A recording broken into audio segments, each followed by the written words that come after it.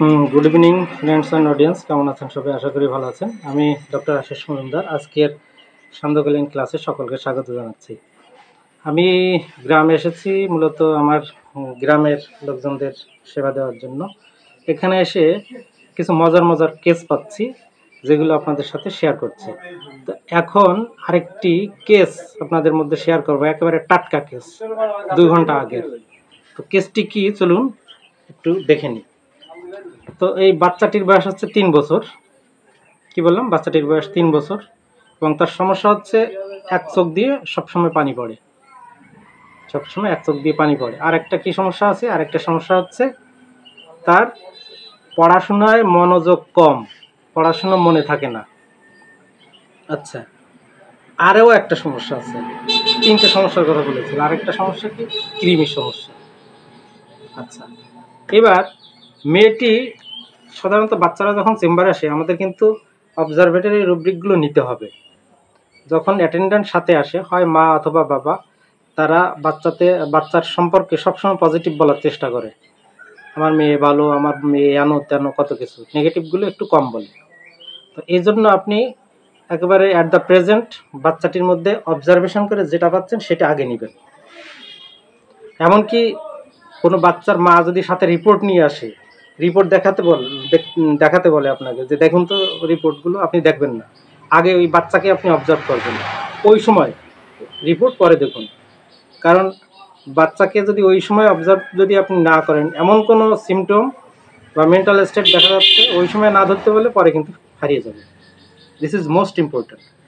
তো যাই হোক, এই বাচ্চাটি যখন ক্লিনিকে ঢুকলো, ভালো করে শুনবেন, মেয়েটি তার মায়ের হাত ধরে চেম্বারে ঢুকলো, মেয়েটির হাত ধরে ক্লিনিকে ঢুকলো। এবং আমার ক্লিনিকে 2টো চেয়ার পাশাপাশি রাখা আছে, একটু গ্যাপ দিয়ে। মেয়েটি কী করলো? মা এক চেয়ারে বসলো আর মেয়েটি আর এক চেয়ার বসতে যাবে, কিন্তু চেয়ারটি টেনে একেবারে মায়ের চেয়ারের সাথে মিশিয়ে তারপরে বসলো এবং গায়ের সাথে গা ঠেস দিয়ে। This is most important. এগুলো কিন্তু খুব গুরুত্বপূর্ণ বাচ্চাদের কেসগুলো ডিল করার জন্য। এবার আমি জিজ্ঞেস করলাম, কি মা, তোমার নাম কি বলো?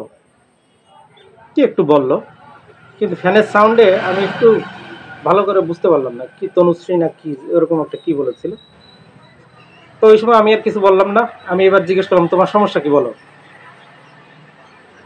মেয়ে একটু এরকম এরকম করছে। এবার মা বলছে আমি বলি, তো এই এই অসুবিধা। আচ্ছা, তা আমি জিজ্ঞেস করলাম, তোমার পড়ালেখা করতে ভালো লাগে না? করি তো, যদি মনে না থাকে আমি কি করবো, এরকম করে বললো।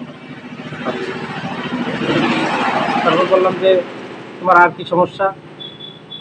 বলছে মাই তো বললো, মাই তো বললো। কি বলেছিল? যে ওর হচ্ছে মেমোরিতে, মানে পড়ালেখা ঠিকমতো মনে থাকে না, আর একটা হচ্ছে চোখ দিয়ে পানি পড়ে, আর হচ্ছে কৃমির সমস্যা। সব কিছু শুনে টুনে এবার আমি তাকে একটা প্রশ্ন করলাম যে কে বেশি ভালোবাসে, মা নাকি বাবা? বলল মা। বললাম কেন? বাবা কেন নয়?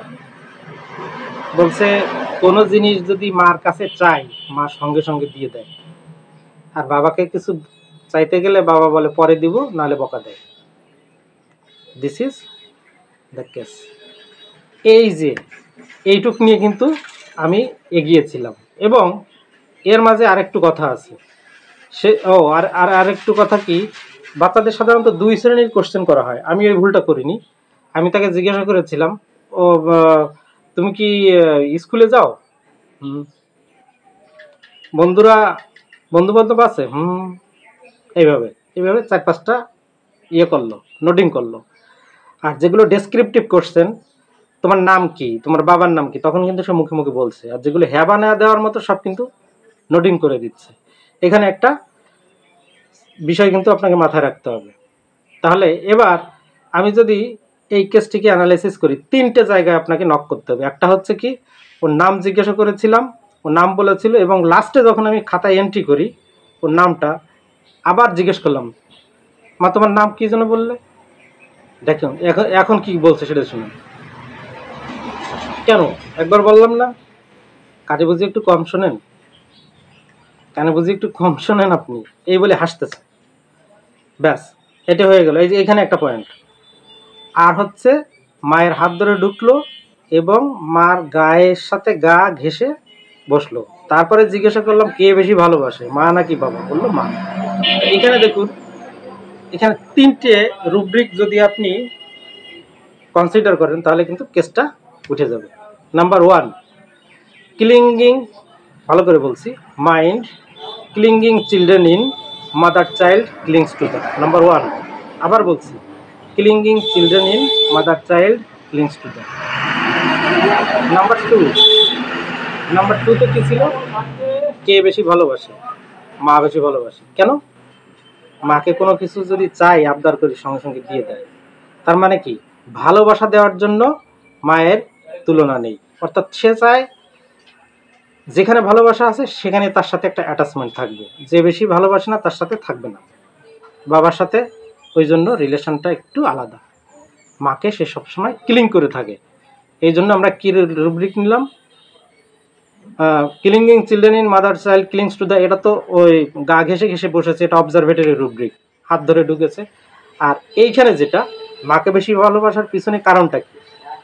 মা আমাকে অনেক ভালোবাসে এবং কোনো কিছু চাইলে সঙ্গে সঙ্গে দিয়েও দেয়। মানে যত সে ভালোবাসা চাক না কেন, মা কখনো ফিরায় না। তার মানে কি, মাইন্ড অ্যাফেকশন অ্যাবজর্ব। কি বললাম? Mind affection absorb. আচ্ছা, এবার তাকে যখন আমি দ্বিতীয়বার নাম জিজ্ঞাসা করেছিলাম তখন সে কি বললো? আপনি কানে বুঝি একটু কম শোনেন। বললাম আচ্ছা। তো এইখানে অন্যান্য বাচ্চারা কিন্তু এইভাবে কথা বলে না। এইখানে বাচ্চাটা অন্যদের থেকে একটু ডিফারেন্ট। এবং এখানে আমি তাকে এখানে যে রুব্রিকটা ধরেছিলাম সেটা হচ্ছে mind precocity children in. Mind precocity children in. এই 3টে রুব্রিক যদি আমরা একসাথে রেপার্টরিতে সার্চ দিই, আমাদের মেডিসিন কি আসে? মেডিসিন আসে পালসেটিলা। তো পালসেটিলা কীরকম তা তো জানেন। আমরা এতদিন পালসেটিলাকে জেনেছি যে সে খুব লাজুক, কেন তেন কত কিছু। কিন্তু দেখুন, এই বাচ্চাটা কিন্তু প্রিকোসিটি মানে কি? প্রিকোসিটি মানে ইসড়ে পাকা। সে কিন্তু অন্য বাচ্চাদের থেকে আলাদা, ইসড়ে পাকা। কিন্তু তাকে কিভাবে ঢুকলাম? অ্যাফেকশন অ্যাবজর্ব দিয়ে। আর একটা হচ্ছে clinging children in mother child clings to the. এই দুটো দিয়ে ঢুকে পালসেটিলায় গিয়ে বলছিলাম। তো এই মেয়েটাকে পালসেটিলার 3টে ডোজ দেওয়া হয়েছে 3 দিন।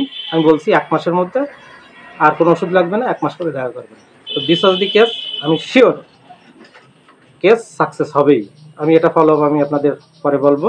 এটা ছিল আজকেরই বিকালের কেস, ঘন্টা 2 আগে। তো ঠিক আছে, সবাই ভালো থাকবেন, সুস্থ থাকবেন। আগামী ক্লাসে আবার দেখা হবে। সবাইকে শুভ সন্ধ্যা।